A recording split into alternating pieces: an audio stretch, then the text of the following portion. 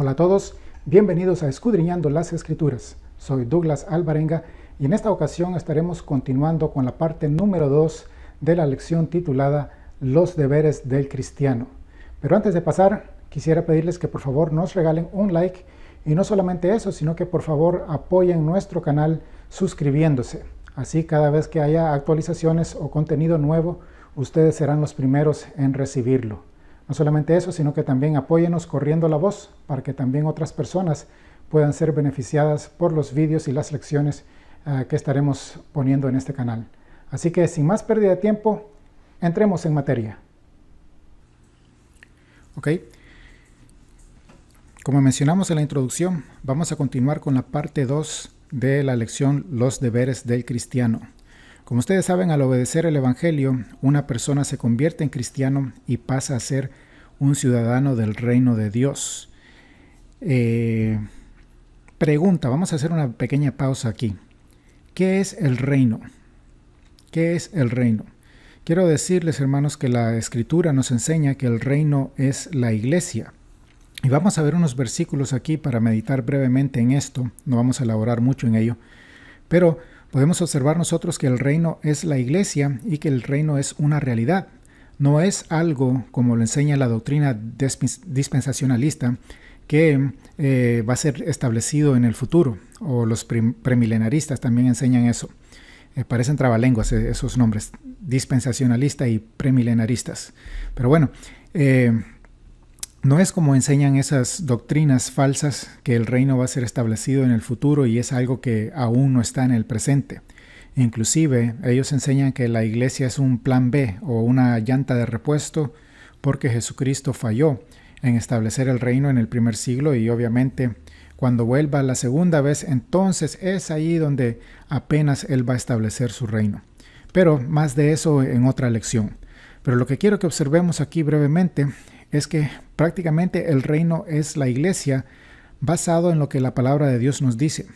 Colosenses 1, 13 al 14, hablando de Dios el Padre, Pablo nos dice lo siguiente: porque Él nos libró del dominio de las tinieblas y nos trasladó al reino de su Hijo amado, en quien tenemos redención, el perdón de los pecados. ¿Qué pasa aquí? ¿Qué es lo que tenemos aquí? Tenemos que Dios el Padre nos libró del dominio de las tinieblas. Y note, nos trasladó al reino de su Hijo amado. Eso significa, mi querido amado hermano y amigo, que el reino es una realidad y que nosotros ya estamos en el reino. Por eso nuestra ciudadanía está en los cielos, Filipenses 3:20, porque nuestra ciudadanía está en los cielos, de donde también ansiosamente esperamos a un Salvador, el Señor Jesucristo. Y note lo que nos dice Hebreos 12:28, por lo cual, puesto que recibimos un reino que es inconmovible, demostremos gratitud mediante la cual ofrezcamos a Dios un servicio aceptable con temor y reverencia.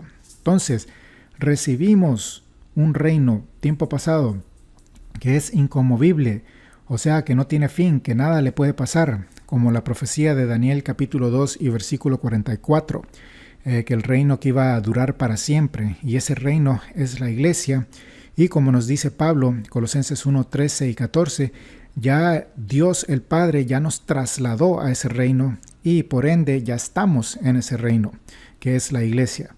Si no fuese así, Jesucristo entonces hubiese mentido. Note lo que dice Marcos 9:1. Nuestro Señor Jesucristo, el mismo Jesús, les decía: en verdad os digo que hay algunos de los que están aquí que no probarán la muerte hasta que vean el reino de Dios después que haya venido con poder. ¿Qué pasa aquí? Si fuese cierto que los premilenaristas enseñan que el reino va a ser establecido en el futuro y que no pudo ser establecido en el primer siglo, entonces, como dice Jesús aquí, hay algunos de los que están aquí que no probarán la muerte. Eso significa que tendríamos personas hoy en día que tienen más de 2000 años de edad. Pero, como no es cierto, sino que la iglesia es el reino y es algo que ya está en el presente y fue establecido en el primer siglo, cuando vino con poder el Espíritu Santo en Hechos capítulo 2, entonces podemos nosotros saber con certeza que ya estamos en el reino y que ese reino es la iglesia. Note lo que mismo Juan nos dice, el apóstol Juan, cuando recibió el Apocalipsis en la isla de Patmos. Dice él: yo, Juan, vuestro hermano y compañero. ¿En qué? En la tribulación, y note aquí, en el reino y en la perseverancia en Jesús. Me encontraba en la isla llamada Patmos a causa de la palabra de Dios y del testimonio de Jesús. Entonces, ¿qué tenemos aquí? Prácticamente tenemos aquí que Juan se consideraba hermano y compañero en la tribulación y en el reino. Sería absurdo que Juan dijese esto si el reino no estaba presente en sus días, si el reino iba a ser algo que iba a ser establecido en el futuro. Pero obviamente, como el reino ya está aquí, basado en las palabras de nuestro Señor Jesucristo y en los eventos que transcurrieron en Hechos capítulo 2, el reino es la iglesia y el reino ya es una realidad presente. Pero bueno, volviendo a la lección aquí, al obedecer el Evangelio, obviamente nos convertimos en cristianos y en ciudadanos del reino, y no solamente eso, sino que en una nueva criatura en Cristo. 2 Corintios 5:17. De modo que si alguno está en Cristo, nueva criatura es. Las cosas viejas pasaron, he aquí son hechas nuevas. Y Juan 3:3-5 también nos habla un poco acerca de eso. Pero no solamente una nueva criatura en Cristo, sino que en un miembro del cuerpo de Cristo, y ese cuerpo de Cristo, al igual que el reino, es la iglesia. 1 Corintios 12:20 dice: sin embargo, hay muchos miembros, pero un solo cuerpo. Versículo 27, ahora bien, vosotros sois el cuerpo de Cristo y cada uno individualmente un miembro de él. Efesios 1:22 y 23, y todo sometió bajo sus pies y a él lo dio por cabeza sobre todas las cosas a la iglesia. Cristo es cabeza de la iglesia, la cual es su cuerpo, la plenitud de aquel que lo llena todo en todo. Entonces, la iglesia es el cuerpo de Cristo. El cuerpo de Cristo, cambiémoslo acá, la iglesia de Cristo. Entonces, la iglesia de Cristo es el cuerpo de Cristo. Colosenses 1:18. Él es también la cabeza del cuerpo, que es la iglesia. Una vez más, cuerpo de Cristo, iglesia de Cristo. Entonces, y dice, y Él es el principio, el primogénito de entre los muertos, a fin de que Él tenga en todo la primacía. Entonces, como podemos darnos cuenta, nos convertimos en cristianos, pasamos a ser ciudadanos del reino, pasamos a ser una nueva criatura y un miembro del cuerpo de Cristo, basado en estos pasajes que la palabra de Dios nos enseña. No solamente eso, sino que podemos también darnos cuenta que, basado en todo esto, el cristiano tiene muchas responsabilidades. Y es por eso que debe estudiar la Biblia para aprender cuáles son esas responsabilidades. 2 de Timoteo 2:15. Procura con diligencia presentarte a Dios aprobado, como obrero que no tiene de qué avergonzarse, que maneja con precisión la palabra de verdad. Usted debe de estudiar la palabra de Dios para presentarse ante Él aprobado. Y no solamente eso, sino poder trazar con precisión la palabra de verdad. Entonces eso lo llevará a aprender cuáles son esas responsabilidades a través del estudio de la palabra y poder cumplir esas responsabilidades. Dice Mateo 7:21, el clásico: no todo el que me dice Señor, Señor, entrará en el reino de los cielos, sino el que hace la voluntad de mi Padre que está en los cielos. Y Santiago 1:22 nos exhorta diciendo: sed hacedores de la palabra y no tan solamente oidores que se engañen a sí mismos.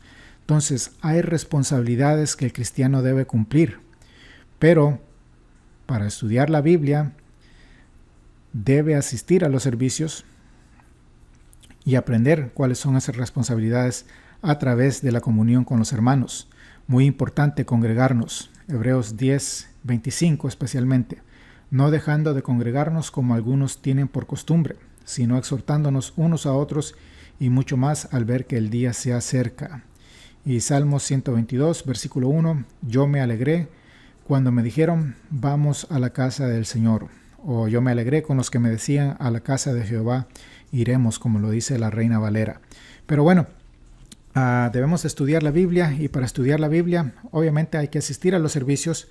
Lo podemos hacer en casa, y es aquí donde entra a buscar meditar en la palabra en casa y en otros lugares donde tenga oportunidad. Salmo capítulo 1. Cuán bienaventurado es el hombre que no anda en el consejo de los impíos, ni se detiene en el camino de los pecadores, ni se sienta en la silla de los escarnecedores, sino que en la ley del Señor está su deleite, y en su ley medita de día y de noche. Entonces, lo dejamos aquí.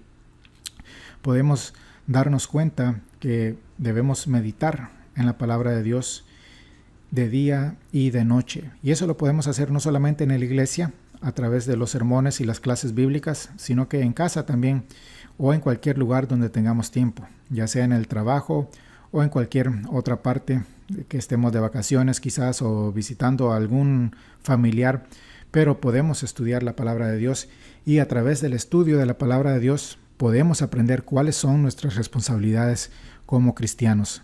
Así que, por lo tanto, es importante orar frecuentemente y fervientemente para que Dios nos ayude a cumplir con estos y muchos más objetivos. Primera de Tesalonicenses 5:17, Colosenses 4:2 y Santiago 5:16. Ahora, con esto en mente, ¿cuáles son algunas responsabilidades o deberes del cristiano? En la próxima lección estaremos analizando esto. Yo sé que ya muchos se dieron cuenta aquí. La primera cosa que vamos a estar tocando, o el primer punto, es representar a Cristo, ser una influencia positiva. Pero bueno, eso lo tocaremos en la próxima lección, y así con esto los dejo, y espero que hayan disfrutado de esta lección, que hayan aprendido o refrescado su memoria, y puedan así continuar creciendo en gracia y conocimiento, y sobre todo les animo a que escudriñen las Escrituras para saber si todo lo que se les dice es cierto o no. Así que con esto concluimos, y hasta el próximo episodio. Dios les bendiga.